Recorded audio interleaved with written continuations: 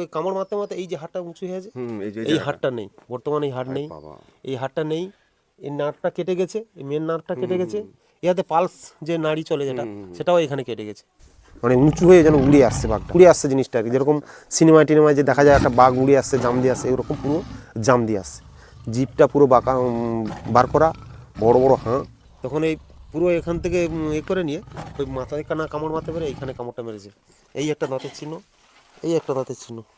আমি মাথায় কামড় দিতে দেবো না, আর ও আমাকে মাথায় কামড় দিবে, এরকম দুজনে ঠেলাঠেলি হয়েছে। তখন বাঘটা জাম দিয়ে আসছে, তখন গোপ ধরছে, দুটো গোপ ধরে টানছে, গোপগুলো খুব মোটামুটি ব্লেডের মতো ধার, গোপ ছেড়ে দিল, নাক টিপে রেখেছে, নাক টিপে রাখার পর তার নাক যখন ছাড়লো না, ও নাক টিপে রেখেছে কিন্তু বাঘ কিন্তু কামড় ছাড়েনি। তারপরে ঘাড়ের চুল ধরে টেনেছে, তো বাঘ কিন্তু কামড় কিন্তু ছাড়েনি, কামড় প্রায় ধরে, তোমরা যতক্ষণ এসছো প্রায় 10 থেকে 15 মিনিটের মতো ও আমাকে এই কামড়ে ধরে রেখেছে। দর্শক বন্ধু, এই মুহূর্তে আমরা এসে পৌঁছেছি সুন্দরবনের ভুবনেশ্বরী গ্রাম, আর এই মুহূর্তে আপনাদের সামনে তুলে ধরতে চলেছি এমন একজন ব্যক্তিকে যিনি সুন্দরবনের হিংস্র রয়্যাল বেঙ্গল টাইগারের মুখ থেকে বেঁচে ফিরে এসেছেন। কিন্তু বেঁচে ফিরে আসলেও তার বর্তমান অবস্থা দেখলে আপনারা রীতিমতো হতবাক হবেন। ক্ষত বিক্ষত তার শরীর, তার মুখ থেকে জেনে নেব সম্পূর্ণ সেদিনের সেই ভয়ানক কাহিনী। কি হয়েছিল সেদিন, কিভাবে তিনি বেঁচে ফিরলেন এবং তার বর্তমান শারীরিক অবস্থা কেমন, সবটাই আপনাদের সামনে তুলে ধরতে চলেছি যাযাবর টিভির এই বিশেষ প্রতিবেদনের মাধ্যমে। তাই ভিডিওটি অবশ্যই শেষ পর্যন্ত দেখবার অনুরোধ থাকলো প্রত্যেক দর্শক বন্ধুর উদ্দেশ্যে। সেদিনকার ছিল মার্চের 4 তারিখ, আমি ভোর 5টার সময় বাড়ি থেকে বার হয়ে নদীতে গেছি কাঁকড়া ধরতে। আমার মূল জীবিকা হচ্ছে মাছ কাঁকড়া ধরে জীবিকা নির্বাহ করা। সেদিনকার ভোরে 5টার সময় বার হয়ে নদীতে গেছি, নদীতে গিয়ে নৌকো বেয়ে বেয়ে যাচ্ছি, তা আমার স্ত্রী বলছে চলো ওই দিকে গিয়ে ওইখানটাকে আজকে ফেলবো, আর বাড়ির কাছে আর ফেলবো না, একটু দূরে যাই, যেটা হচ্ছে এখন বর্তমান আমাদের পশ্চিমবাংলার মধ্যে সে হয়েছে বনবিবি পুজো মেলা। ওই বনবিবি পুজো মেলাতে এখন তো বিখ্যাত হয়ে গেছে, ওইখান থেকে খানিকটা ঢুকে গেছি। ওই জায়গাটার নামটা কি আছে? খাড়িটার নাম হচ্ছে ডাবরহানা, আবার সরকারি খাতায় নাম আছে আজমলমারি।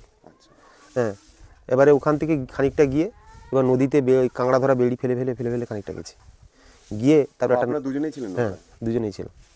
খানিকটা গিয়ে তারপরে বলছি বেড়িতে শেষ হয়ে গেছে, বলে যে একটা তো নাসি দেখে নিতে হবে, নাসিতে জোয়ার হলে ফেলতে হবে, বলে সেই নাসির গড়ায় নৌকোটা রেখে বলছি চলো নাসিটা দেখে নিই, বলে ওই দুজনে উঠে নাসিটা দেখতে গেছি। নাসিটা দেখতে গিয়ে তখন আমার স্ত্রী বলছে এই নাসিতে ভালো কাঁকড়াই করেছে, আর নাসিটা দেখতে হবে না, ফিরে যাই চলো, বলে নৌকো চলে যাই চলো, বলে ওই দুজন ঘুরে, ও আমার সামনে ছিল, আবার ঘুরে আমার সামনে চলে এসছে, মানে আমাকে টপকে চলে এসছে, নৌকোতে চলে আসবে বলে, আর আমি ওনার পিছনে পড়ে গেছি।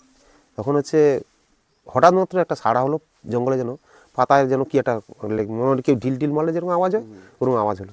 তখন আমি তার দিকে ঘুরে পড়েছি, যখন ঘুরে পড়ে দেখি তখন বাঘটা জাম দিয়ে আসছে, মানে উঁচু হয়ে যেন উড়ে আসছে, বাঘটা উড়ে এসে পুরো গাড় উড়ে প্রায় 5 ফুট উচ্চতায় হয়ে আসছে, 5 ফুট উপর থেকে উঠে আসছে, মানে যেন উড়ে আসছে জিনিসটা আর কি, যেরকম সিনেমায় টিনেমায় যে দেখা যায় একটা বাঘ উড়ে আসছে জাম দিয়ে আসছে, এরকম পুরো জাম দিয়ে আসছে, জিভটা পুরো বাঁকা বার করা, বড় বড় হাঁ, মনে নেই যেটা করেছে গালটা হাঁ করেছে বিশালভাবে, যেন একটা মানুষকে গিলে নেবে, আর চোখগুলো বড় বড় করে মোটামুটি উড়ে এসে গাড় উড়ে পড়লো। এবারে উড়ে গা যখন পড়লো তখন আমাকে ওই পড়ার পরেও আমাকে ফেলতে পারেনি, এত বড় একটা জন্তু পড়েছে গাড় উড়ে, তো আমাকে সঙ্গে সঙ্গে কিন্তু ফেলতে পারেনি।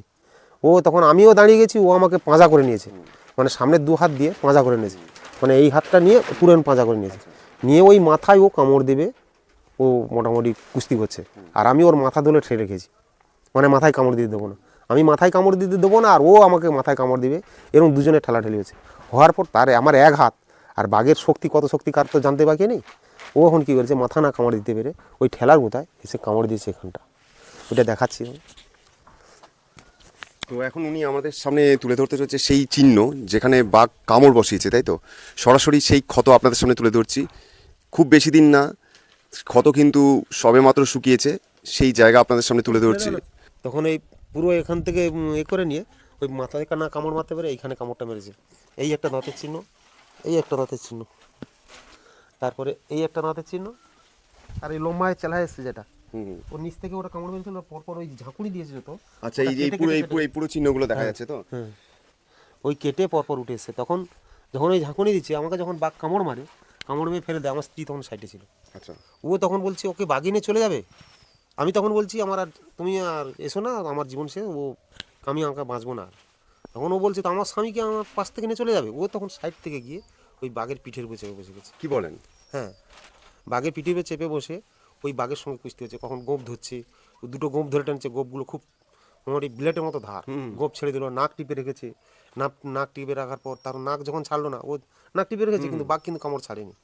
তারপরে ঘাড়ে চুল ধরে টেনেছে, তো বাঘ কিন্তু কামড় কিন্তু ছাড়েনি। কামড় প্রায় ধরে, তোমরা যতক্ষণ এসছো প্রায় 10 থেকে 15 মিনিটের মতো ও আমাকে ওই কামড়ে ধরে রেখেছে, মাঝে মাঝে ঝাঁকুনি দিচ্ছে। আর ওই আমি তো পড়ে আছি, কিন্তু পুরো দাঁত দাঁত পুরো বসে আছে তখন আপনার?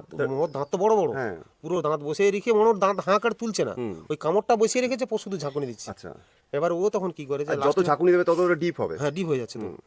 আর ডিপ ওই কামড় মারতে মারতে এই যে হাড়টা উঁচু হয়ে আছে, এই যে এই হাড়টা নেই বর্তমানে, এই হাড় নেই, বাবা। এই হাড়টা নেই। এই নার্ভটা কেটে গেছে, এই মেন নার্ভটা কেটে গেছে।